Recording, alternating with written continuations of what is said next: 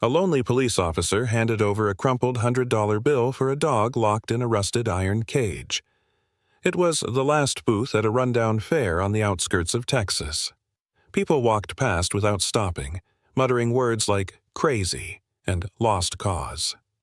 Inside the cage crouched a German shepherd skin clinging to bone, fur matted with dirt, eyes filled with fury. It growled at everyone. Everyone but him. The owner chuckled cruelly. $100 and he's yours, if he doesn't rip your hand off first. But the officer didn't see a beast. He saw a soul, shivering, silent, defeated. When he knelt beside the cage, the dog didn't bark. It whimpered, and in that trembling sound was the truth. This dog wasn't mean. He was broken. What happened next will restore your faith in second chances, in healing, and in the quiet miracles only love can bring. The late afternoon sun sagged low over the outskirts of Amarillo, Texas, staining the dusty horizon in copper and smoke.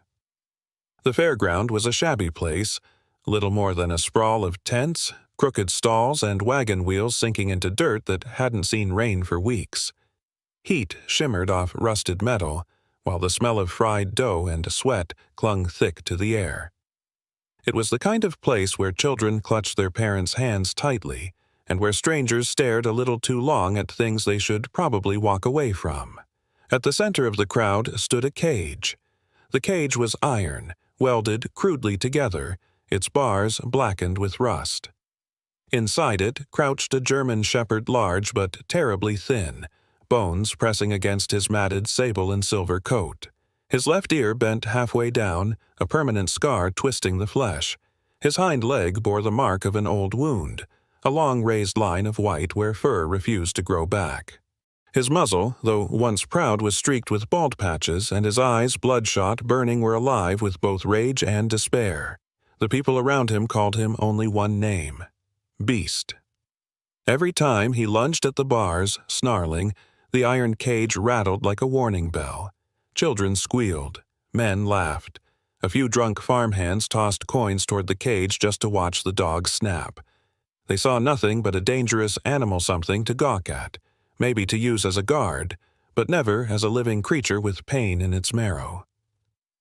The owner of the dog, Roy Haskins, stood beside the cage like a showman. Roy was a broad man in his late 40s, with a belly straining against a dirty checkered shirt and suspenders that barely held him together. His face was leathery from sun and drink, cheeks red, eyes small and mean. A jagged scar stretched across his jawline, making his perpetual sneer even uglier. He had a reputation in Amarillo. People knew him as a man who fought his dogs for money, then sold the broken ones to the highest bidder. Roy lifted a hand for silence and shouted, $100! That's all! A beast that'll tear any trespasser to shreds. $100 and she's yours. Laughter rippled through the crowd. $100 for a mangy dog? It was a joke. No one here would pay half that much for a horse in its prime. But Roy was patient. He liked the attention. Liked the way the people sneered at his dog. It made the shepherd's humiliation complete. The dog inside growled low, teeth bared, eyes darting at every movement beyond the bars.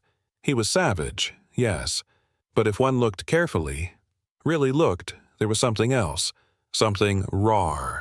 Not violence, not hatred, but a hunger, a wound, a silent scream. That was when Ethan Cole appeared. Ethan was 35, tall but lean, the wiry strength of a man who'd spent years chasing suspects down alleyways rather than lifting weights in a gym. His short brown hair caught the sun in copper strands, his gray eyes steady even in a storm. His uniform was faded navy, the badge dulled from years of service, but his back was straight, his shoulders square. Ethan was known around Amarillo as a quiet officer, not one for bribes or idle talk. He carried a sadness about him, though few could say why.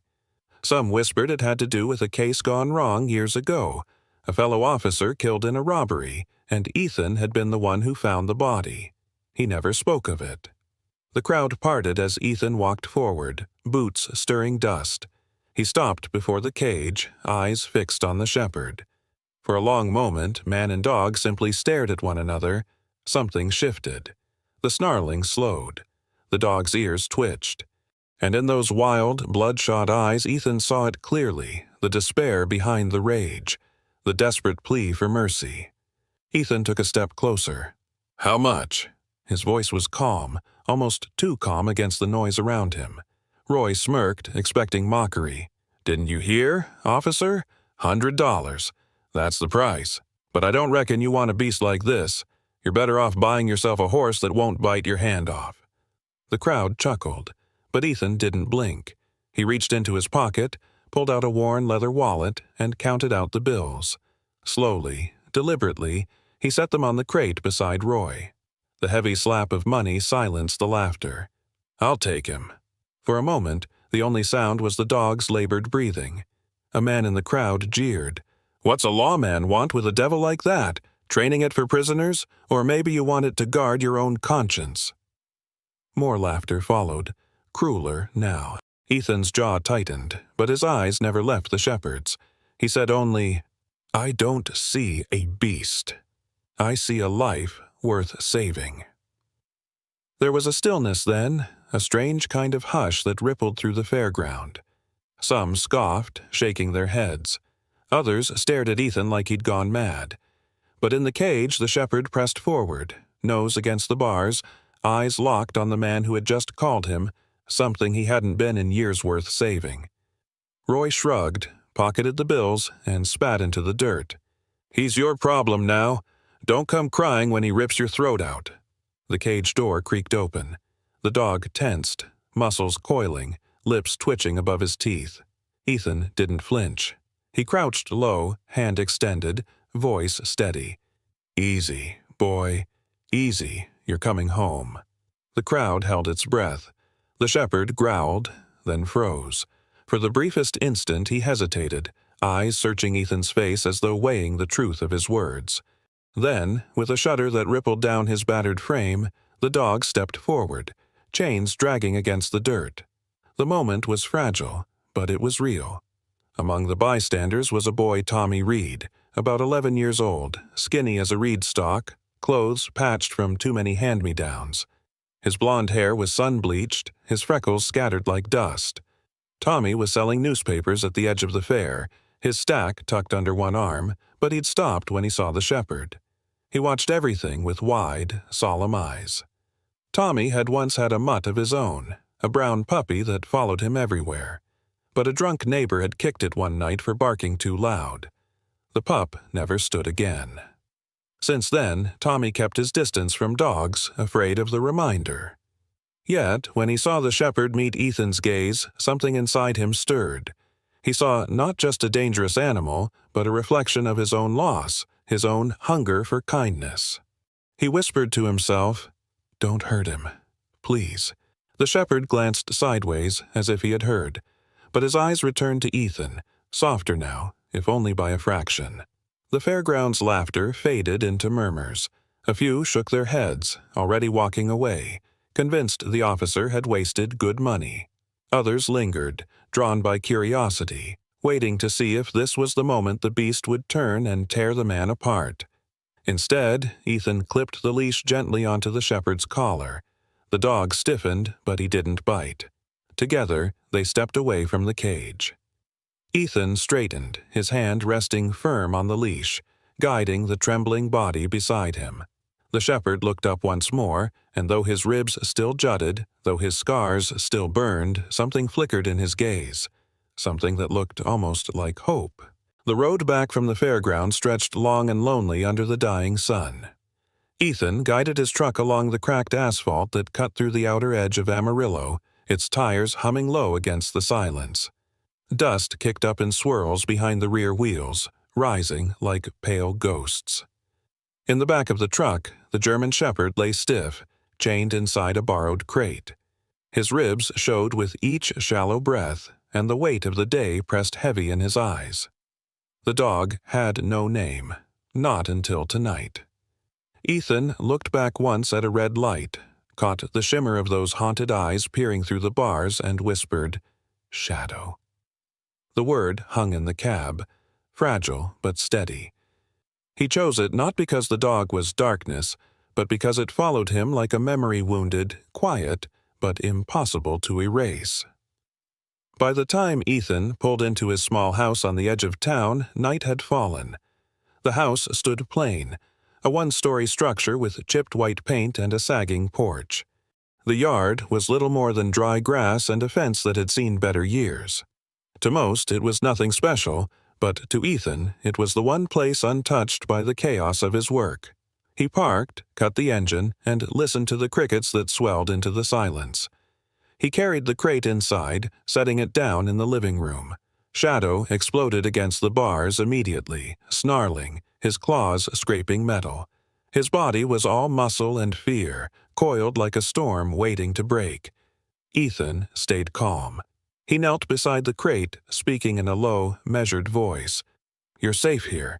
No one's going to hurt you now." Shadow's response was a guttural growl that echoed through the quiet house.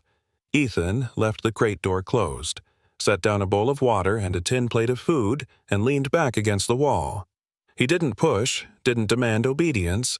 Instead, he spoke. His voice was steady, tired, but earnest, carrying stories like offerings across the divide of steel. He told Shadow about his own life, about growing up in Amarillo, about becoming a police officer at 22, about his best friend and partner, Officer Daniel Hayes, who'd been shot during a liquor store robbery 3 years ago. Ethan had been there, had seen Daniel fall. The guilt never left him. "People say time heals," he murmured, eyes tracing the scarred floorboards. "But some wounds, they don't close. Maybe we just learn to carry them." Shadow slammed once more against the crate, then froze. His breathing slowed, his growl tapered off, leaving only the sound of his ragged panting. He stared at Ethan with eyes that glimmered in the dim light. For the first time, the violence seemed to recede, replaced by something smaller, more fragile curiosity. Minutes turned to hours. Ethan remained in place, cross-legged on the floor, recounting fragments of memory. The night deepened. Shadow never touched the food, but his snarling quieted. His gaze never left Ethan, as though he were weighing the truth in the man's words. The house was not entirely silent. From next door came the sound of a door slamming. A porch light flickered on, and then a voice, sharp, complaining. It belonged to Alice Monroe, Ethan's neighbor. Alice was 72, a widow who lived with 2 cats that prowled her windowsills like queens. She was tall and wiry, with gray hair wound into a tight bun and sharp cheekbones that gave her the look of someone who'd never lost an argument in her life. The years had not softened her tongue. If anything, they had sharpened it. She wore thick-rimmed glasses and long skirts, and she moved with the briskness of a woman who had learned to take care of herself. Alice leaned over the fence that divided their yards, calling into the night, "Ethan Cole! What in God's name have you dragged home this time? Sounds like you've got the devil himself in there." Ethan stood, stepped onto the porch, and saw her silhouette under the weak light. "It's just a dog, Alice," he said quietly. "A dog?" She barked a laugh. "That's no dog, that's a menace. It'll tear you apart before the week's out." Her tone was cutting, but there was a tremor beneath it, the residue of old fears. Her late husband, Arthur Monroe, had been a soldier who returned from Vietnam, broken, both in body and spirit. He had once tried to tame a stray pit bull, only for it to bite him badly one night when the fireworks in town sent it into panic. Arthur had carried the scar until his death. Alice had never forgiven stray dogs for that memory, and she had never forgiven weakness either. Ethan met her eyes, calm. "He's not a menace. Just hurt." Alice shook her head, muttering as she pulled her shawl tighter. "Mark my words, Ethan. Hurt things hurt people. Don't say I didn't warn you." She vanished back inside, her cats trailing her like shadows.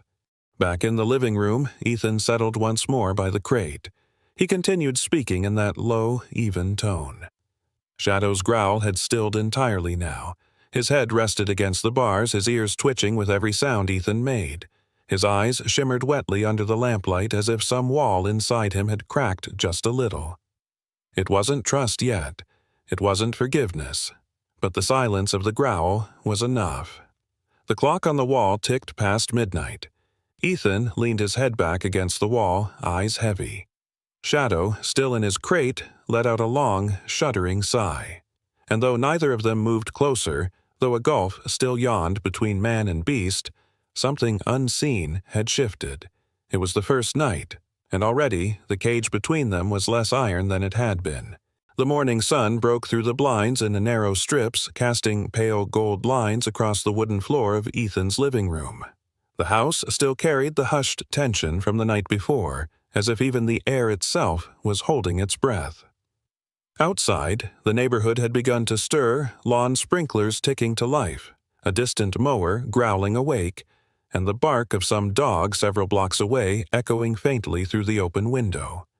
Inside, Shadow lay still in the crate. His breathing had calmed, and the tightness in his body had loosened, if only slightly. But his eyes remained alert, flicking toward Ethan's every movement. Ethan stood in the kitchen, fixing a plain breakfast: eggs, toast, coffee. He glanced toward the crate, then reached down and slowly unlatched the door. The moment the bolt clicked, Shadow burst out. A blur of limbs and fur, his claws skittered across the floorboards.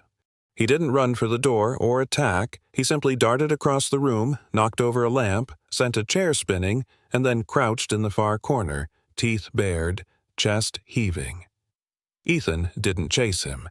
He didn't shout. Instead, he walked quietly to the cabinet, filled a bowl with dry food, and another with water. He placed them both gently a few feet from where Shadow trembled. Then, without a word, he returned to his recliner, picked up the folded newspaper from the side table, and began to read. The newspaper rustled, the clock ticked. Shadow didn't move. An hour passed, then 2. The coffee in Ethan's cup went cold. Outside, a pickup truck rumbled by, scattering a few birds from the power lines. Shadow's breathing slowed. His tail was tucked, but his ears were no longer flat against his skull. Eventually, the smell of food proved stronger than the pull of fear. Shadow inched forward, low to the ground, belly nearly scraping the floor. His eyes stayed locked on Ethan, who turned a page and pretended not to notice. The shepherd paused inches from the bowl, sniffed, flinched, then slowly, tentatively ate. One kibble at a time, careful and quiet, like the food might disappear if he made too much noise. Ethan glanced over the edge of his paper, allowed himself the faintest smile, and went back to reading. Meanwhile, across town, in the break room of the Amarillo Police Department, conversation was louder, cruder, and far less patient. The room smelled of burnt coffee and old uniforms. Fluorescent lights buzzed overhead, casting a pale wash across dented metal lockers and a chipped table scattered with half-eaten donuts. Among the officers, lounging with paper cups in hand, was Deputy Mark Barlow, mid-40s, barrel-chested with a shaved head and the kind of sunburned neck that told stories of years working traffic stops under the Texas heat. Mark had a booming laugh and a sharp tongue charming to some, intolerable to others. His badge was always polished, his boots always spotless, but his sense of humor often came with a side of cruelty. He leaned back in his chair, one boot kicked onto the table as he waved a hand toward his audience of 3 rookies. "So, get this," he said, grin wide. "Our golden boy, Ethan Mr. Calm and Cold, is raising himself a devil dog. Some mangy mutt from the fair. Spent $100 on it like it was a prize hog." One of the rookies, a fresh-faced kid named Nolan, laughed. "Seriously? I thought he was smarter than that." Mark nodded dramatically. "Saw the thing myself. Looks like it crawled out of a nightmare. Should be put down, not pampered. But hey, guess Ethan's bored of clean cases and sane company." They all chuckled, except for one officer, Rosalind "Roz" Vega, a sharp-eyed Latina with tied-back black hair and a no-nonsense demeanor. She didn't smile.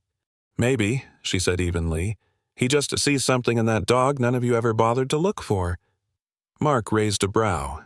"Oh, come on, Roz. Don't go poetic on me." She stood, grabbing her coffee and heading for the door. "You should be more worried about what Ethan sees in us." Back at Ethan's house, the sun had shifted past noon. Shadow now sat several feet away from Ethan, no longer hidden in corners but still tense, still coiled. The food bowl was empty, the water half gone. Shadow licked his lips, eyes flicking toward the man who had not once raised his voice, his hand, or his expectations. Ethan set his paper down and leaned forward slightly. "You got a name now," he said quietly. "Shadow. That means you're real. You belong somewhere. You belong here." The shepherd blinked once, slowly. He didn't approach, but he didn't growl. Just then, the doorbell rang. Shadow leapt up, barking deep, feral, frightened. He spun in a tight circle, unsure whether to attack or flee. Ethan moved quickly but calmly, placing himself between the dog and the door, palm out. "It's okay. Stay." Shadow froze. Not because he understood the command, but because Ethan's tone held no fear. The door creaked open to reveal Deputy Mark, still in uniform, holding a takeout bag. He raised a brow at the sight of Shadow's stiff body and Ethan's steady hand. "Well, I'll be damned," Mark drawled. "Didn't think you'd last the weekend." Ethan stepped aside just enough to keep Shadow calm. "What do you want, Mark?" "Just figured you might have burned your kitchen down trying to cook dog food. Thought I'd drop off some lunch, or maybe a muzzle." Ethan didn't react.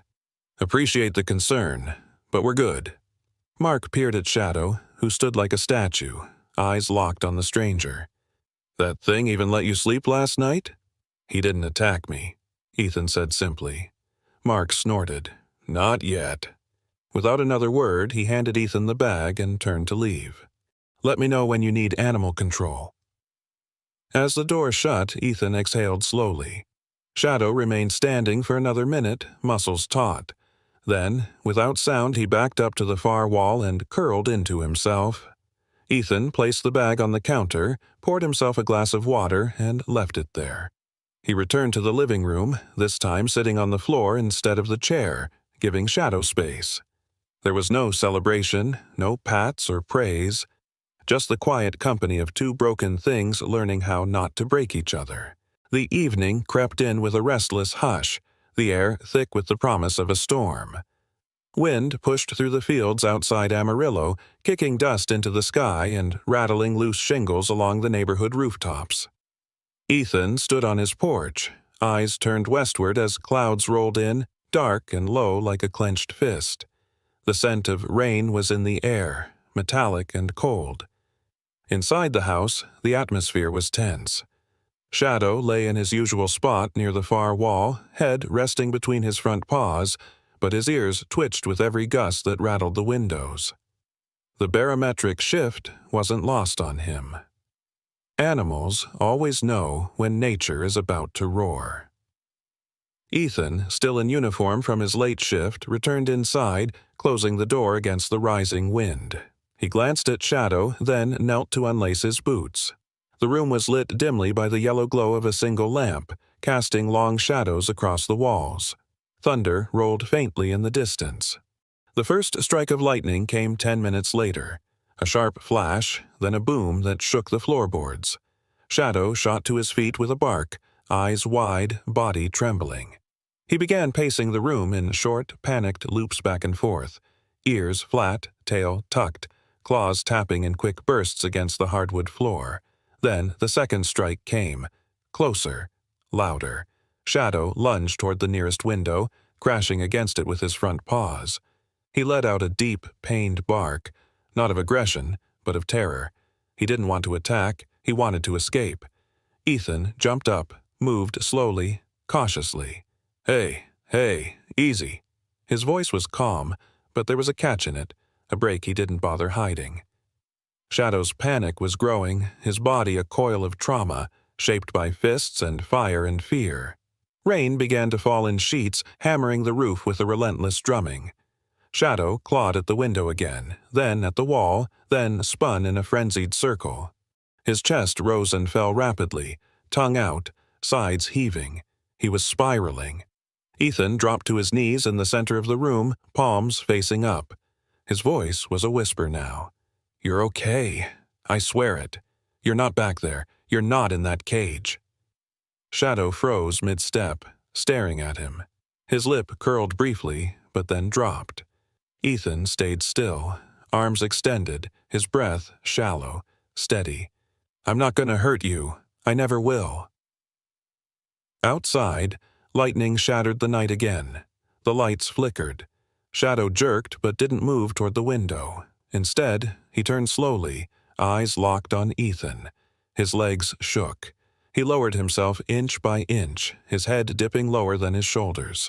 It wasn't submission, it was caution carved into every nerve. Then, with heartbreaking slowness, he crept forward. Ethan didn't move, didn't blink. Rain streamed down the windows. Thunder echoed again. Shadow paused just a foot away. His eyes were wide, rimmed with fear, but his nose twitched toward Ethan's hand. His entire body shivered. Then, hesitating, bracing, he pressed the side of his scarred muzzle into Ethan's open palm. Ethan exhaled sharply. Not in relief, in awe. He moved his fingers just slightly, brushing the top of Shadow's head, feeling the coarse fur, the slight ridge of the bent ear, the heat of a body too used to pain. Shadow flinched but didn't pull away. He stayed there, frozen in place, eyes closed tightly as if expecting the blow to come. But it didn't. Only the gentle weight of Ethan's hand resting lightly against his skull, and just like that, a wall crumbled. Not a fortress, not completely, but a crack, wide enough for something to pass through, something small and warm, and impossible to define. Outside, near the chain-link fence at the edge of Ethan's property, a figure stood watching beneath a red hoodie that clung to his thin frame in the rain. Tommy Reed, the newspaper boy, had his bike leaned against a nearby tree. He was barely 11, with scuffed sneakers, patched jeans, and eyes too old for his age. He had returned that evening on a whim, curiosity gnawing at him ever since the fair. He'd expected to hear barking. Instead, he saw a miracle. The big dog, the one they called Beast, was trembling like a child. And Ethan, the silent cop everyone thought had a heart of stone, was whispering to him like he was cradling something broken. Tommy's eyes burned. He wiped them quickly with his sleeve and turned to go, feet splashing through puddles as he hopped onto his bike. The next afternoon, Tommy returned. This time, he had something in his hand. 2 crusts of bread and a tiny wedge of cheese wrapped in wax paper. He approached Ethan's porch shyly, unsure of what to say. Ethan opened the door before he could knock. The two locked eyes. Tommy cleared his throat. "For the dog," he mumbled. "If he's hungry." Ethan looked down at the offering, then back at the boy. He nodded. "Thanks. He might like that." Tommy didn't stay long that day, but the next day he came back, and the day after that. Each time he brought something: a heel of bread, a biscuit, half an apple. Shadow never approached him, but he watched from a distance, ears twitching, tail no longer tucked. For Ethan, it was a beginning. For Shadow, it was proof. That not all hands came with violence, that not all storms ended in terror, and for Tommy, it was hope. The first touch had changed everything. The morning air was soft and golden, the kind of light that bathed everything in forgiveness. The rain from the night before had washed the dust off the old sidewalks, and the scent of wet earth lingered along the edge of the narrow dirt paths outside Amarillo. Ethan clipped on Shadow's leash not because he didn't trust the dog, but because the world didn't yet trust them together. They walked side by side down the field road, a thin gravel path that bordered an open plain scattered with dry weeds and rusted fences. Shadow moved with quiet grace now, no longer the jittery beast that once cowered in the corner. His gait was slow but controlled, nose twitching at every shift in wind. The town had begun noticing. Whispers in the diner, glances from across gas stations. Some still crossed the street, some just stared. But Ethan didn't walk for them. He walked for Shadow. At the far end of the field sat Wheeler's grain mill, a dilapidated structure long abandoned. Across the fence line, the grassy path spilled into a small stretch of shops where locals gathered for their morning coffee and second-hand gossip. That was where it happened. The quiet broke with the sound of shattering glass. A brown bottle flew past Ethan's shoulder and exploded against the nearby fence post. Shadow froze, muscles stiff. Ethan turned. A man staggered out from the corner of the liquor store. His clothes were stained and ill-fitting, a greasy gray hoodie pulled over thinning black hair. He had the sun-wrinkled skin of someone who'd spent too many years on porches and sidewalks. In his right hand, he held another bottle. "Filthy mutt," the man shouted, slurring his words. "Should have put that thing down." Ethan stood firm. "Sir, put the bottle down and go home." The man sneered. "I seen what that dog is. People like you, bringing monsters into town." Another step forward, another bottle raised, and that's when Shadow moved. With a deep growl that rolled like distant thunder, he launched himself forward, not toward the man's throat, not with teeth bared in blind rage. No, he darted ahead of Ethan and stopped, standing squarely between his handler and the threat. His hackles raised, ears pinned, but his eyes didn't blink. The man staggered back, startled. His bravado wilted under the intense gaze of a creature that radiated control, not chaos. Ethan reached out slowly, hand hovering. "Shadow." No reaction. The dog's body was tense but not trembling. Ethan took a breath. "Sit." A pause. Then, like a miracle dressed in fur, Shadow sat, calm, still, loyal. The man cursed and stumbled away, tossing the bottle into a trash bin as he disappeared behind the corner. Silence spread like ripples through the onlookers. A few had gathered near the coffee shop's outdoor patio. An older woman with curlers in her hair gasped audibly. A teenager's mouth hung open, coffee cup frozen mid-sip. Among them stood Deputy Mark Callahan. Late 40s, solid build, short salt and pepper hair, the kind of jawline sculpted from 30 years of rule books. He had been following them from a distance that morning, not out of suspicion but habit. Mark didn't trust broken things, and he'd seen the file on Shadow, the injuries, the complaints, the price paid. But now, standing 10 feet away, he saw something else. A command given, a response without hesitation. A dog, once called beyond saving, sitting at attention like a soldier remembering his name. Mark stepped forward, boots crunching gravel, then stopped beside Ethan. He studied Shadow for a long moment. The dog didn't flinch under his gaze. Mark cleared his throat, voice low. "I used to think you were wasting your time, Rourke." Ethan didn't respond. Mark looked down again. "Maybe I was wrong." Then, softer, almost to himself, "Maybe he ain't a monster." Then he turned and walked away, nodding once to Ethan. Shadow rose as if on instinct, watching the deputy's back retreat down the path. Ethan knelt beside him. "You did good." The tail thumped once against the grass. As they turned to walk home, Tommy came biking by, slowing just enough to wave. "Hey, Mr. Rourke, that was awesome," he shouted, laughing. "Shadow's a hero." Ethan smiled, something loosening inside his chest. By the time they reached their porch, the air was warmer. The day had grown a little brighter. The air was unusually dry that evening, carrying the scent of old dust and brittle leaves rustling like whispers across Amarillo's sleepy streets. Ethan had just finished feeding Shadow, who now lay sprawled near the porch steps, eyes half-lidded but ears alert as always. Tommy had dropped by earlier with his usual bundle of breadcrumbs and a comic book to share, sitting cross-legged beside Shadow like they were two old souls waiting out the years together. Night deepened. Street lamps flickered. Somewhere in the distance, a coyote howled. Then came the sound sharp and urgent a woman's voice screaming. Ethan jolted upright. He knew that voice. Alice. The elderly woman's home, 2 blocks down, stood alone beneath a maple tree, vines crawling up its chipped siding like fingers trying to hold it together. Alice Whitaker had lived there for nearly 4 decades. Tall, wiry, with silver hair always tied in a low bun and a permanent frown that never quite reached her eyes.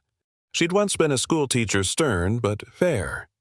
Age had bent her back, but not her will. After her husband passed, she became more withdrawn, often grumbling at passers-by from her porch swing. She never smiled at Shadow. She never waved at Ethan, but that didn't mean she wasn't part of the town's fragile heartbeat. From his porch, Ethan could already see the orange glow bleeding through the darkness like a wound opening in the night. Flames.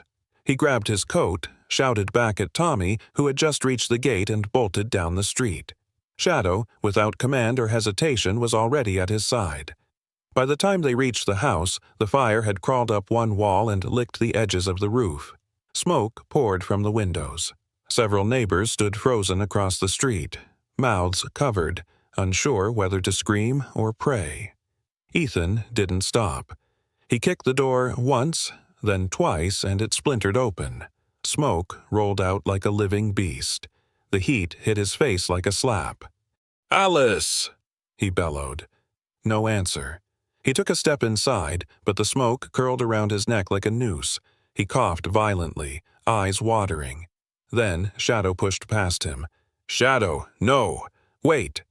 But the dog was gone, swallowed by the thick black haze. Inside, the world was a blur of firelight and chaos. Furniture crackled. Wood snapped. The ceiling above the hallway had started to bow, but Shadow moved with purpose, nose low, tail straight, guided by scent and instinct. In the living room behind a fallen shelf, Alice lay unconscious, curled on the floor like a discarded doll. Shadow found her. He nudged her shoulder, then barked once sharp, desperate. Outside, Ethan heard it. He plunged in without a second thought. On hands and knees, he crawled beneath the wave of heat.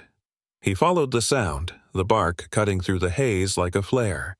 When he found them, Shadow was already trying to pull Alice by her sweater with gentle tugs of his jaw. Ethan heaved the shelf aside, cradled Alice in both arms, and turned. Shadow didn't follow immediately. He circled once, then barked again. Ethan looked back and saw the small, framed photo Alice always kept on her mantel, her and her husband, smiling in black and white. Shadow grabbed it between his teeth and ran. Together, they emerged through the smoke. The neighbors gasped. Tommy's phone shook in his hand as he filmed it all. Ethan, stumbling from the doorway, coughing, dragging Alice behind him and behind them. Shadow, covered in soot, clutching the picture frame like a sacred relic. Moments later, a firefighter crew finally arrived, sirens wailing too late to be heroic. They rushed in to douse the flames. Ethan laid Alice down on the grass. Her eyes fluttered open, then widened at the sight of the singed German shepherd hovering beside her. Shadow's flank had blistered slightly, patches of fur burned away, skin angry and raw. But he didn't flinch. He only watched Alice as if waiting for approval. The old woman raised a trembling hand and touched the side of his face. Tears slipped down her cheeks. "You're no monster," she whispered. "You're an angel." Tommy knelt beside them, camera still rolling. He didn't say a word. He didn't need to. That night, the video spread faster than the flames had. Within hours, it lit up social media across town, then across the county. Retired killer dog saves woman from burning house. From cage to courage, Amarillo's four-legged hero. At the gas station the next morning, people greeted Ethan differently. At the diner, someone picked up his tab.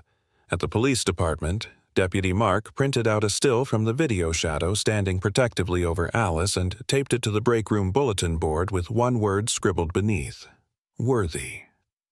Shadow spent the day curled in his blanket beside Ethan's couch, bandages along his side. When Tommy visited with a new toy and a soft treat, Shadow lifted his head and gently wagged his tail. For the first time, the town that once feared him began to believe. And it was all because he had run toward the fire. The town had begun to change.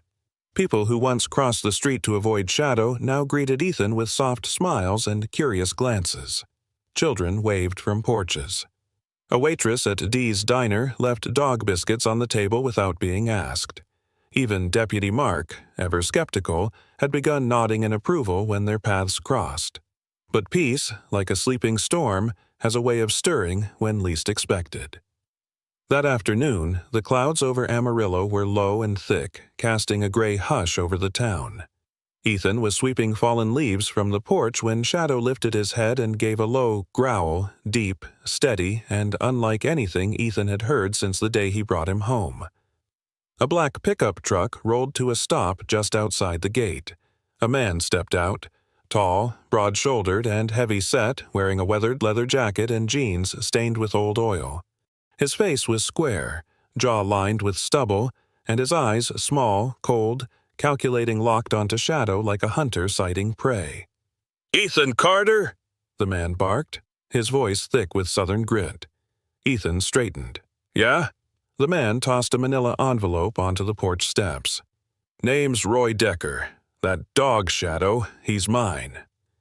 Ethan froze. Shadow was already on his feet, ears low, tail rigid, standing directly in front of Ethan. His eyes were locked onto Roy, not with fear, but something colder. Memory. "You got the wrong dog," Ethan said quietly, kneeling to place a hand on Shadow's back. "I got paperwork," Roy snapped, pulling out a folded, creased document from the envelope. "Adoption records, microchip scans. See? You've got my dog, and I want him back." Ethan glanced at the documents. They looked official, but something about them didn't sit right. The dates were off, the signature was just a scribble, and most of all, Shadow didn't move an inch toward Roy. If anything, his growl deepened. "You gave him up?" Ethan said. "Left him in a rusted cage behind your barn. He was starved, covered in scars. You beat him." Roy sneered. "Tough love. He was trained to guard my property. If he got soft, that ain't my fault. But now, thanks to your little internet stunt, he's famous, and I want what's mine." Ethan stepped forward, the porch creaking underfoot. "He's not yours anymore." Roy's nostrils flared. "We'll see about that." The following morning, the Amarillo Town Hall courtroom was packed tighter than Sunday service. Word had spread fast. Ethan stood before the town judge, a kind but firm woman in her 60s named Judge Margaret Howell, short silver hair, piercing eyes behind gold-rimmed glasses. She had a reputation for fairness and zero patience for showboating. Roy stood smugly beside his lawyer, a slick man in a charcoal suit with 2 white teeth. Ethan stood alone, but not for long. Bam! The back doors swung open. Tommy marched in, clutching a folder in his arms. Behind him, with an oxygen tank wheeled beside her, was Alice Whitaker. Her face was paler than usual, but her eyes sparkled with defiance. "I'd like to speak, Your Honor," Alice said, voice trembling but steady. Judge Howell raised a brow. "Proceed."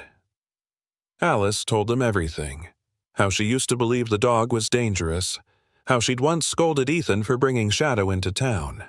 How the night her house caught fire, she would have died if that dog hadn't risked his life to save her. Tommy went next. He played the video recorded during the fire on a tablet for the court. Shadow dragging the photo from the flames. Shadow sitting calmly beside Ethan as the paramedics arrived. Shadow not a monster, but a protector. Then came the final blow. Ethan presented photos from the day he rescued Shadow, images of the emaciated dog in the cage, scars across his back, and the veterinary report dated just 2 days later, documenting malnutrition and trauma. Roy's lawyer stammered, but Judge Howell lifted a hand to silence him. "Mr. Decker," she said, voice cool and resolute, "you abandoned this animal. You failed in every duty of care, and now, when he is loved and finally safe, you come crawling back with counterfeit papers to exploit him." Roy's face flushed crimson. The judge turned to Ethan. "Mr. Carter, do you wish to retain legal guardianship of Shadow?" "I do," Ethan said firmly. Shadow sat beside him, not growling, not barking, just sitting. Eyes calm, gaze fixed on the man he now trusted more than life itself. "Then I hereby rule in favor of Mr. Carter. Shadow remains under his care and protection. Case dismissed." The courtroom erupted in soft murmurs, nods, and even scattered applause. Outside, as Roy stormed past the reporters waiting on the courthouse steps, He cast one final glance over his shoulder. Shadow met his eyes once more, but gave no snarl, no threat, only silence. Powerful, unwavering silence. Later that evening, Ethan let Shadow rest near the fire. Tommy sat nearby, drawing a cartoon version of the trial for the local paper. Alice dropped off homemade pie. Deputy Mark arrived, too, this time not to investigate, but to sit for coffee. "You did right by him," Mark said, watching Shadow curl up by Ethan's feet. "We all did." For the first time in a long while, Ethan allowed himself to smile without caution. He reached down, ruffling the fur behind Shadow's ear. "You're home now," he whispered, "and no one's ever taking you away again." The autumn air in Amarillo had grown crisp, brushing golden over the cottonwoods and painting the hills with warm amber tones. Leaves danced across the dirt road leading to Ethan's cabin, and each sunrise brought with it the quiet promise of peace, a gift hard-earned. It had been a week since the court hearing, but its echoes lingered through the town like a hymn. Shadow, once seen as a threat, was now a silent guardian of the valley, honored by whispers, admired by children, and watched with reverence by the old souls who remembered what cruelty looked like. Ethan stood behind his cabin, hammer in hand, wood shaving stuck to his jeans, and a wide, curved smile on his face. A structure was rising next to the house, not a cage, not a kennel, but a haven. Crafted from cedar wood with a sloped roof, a porch, and windows cut low enough for a dog to look out, the space felt less like a shelter and more like a promise. Inside, there was a thick woolen rug, a custom-built bed cushioned with old army blankets, and a handmade sign that read, "Shadow's Watch." Shadow had been watching it all unfold from his usual place beneath the porch, head resting between his front paws, eyes following Ethan's every move with quiet wonder. When Ethan stepped back to admire his work, Shadow rose and padded over, his gait strong now, muscles healed and lean beneath the sable fur. One bent ear flicked as he sniffed the new shelter, then stepped inside slowly, turning a circle, then lying down. A long exhale. He was home.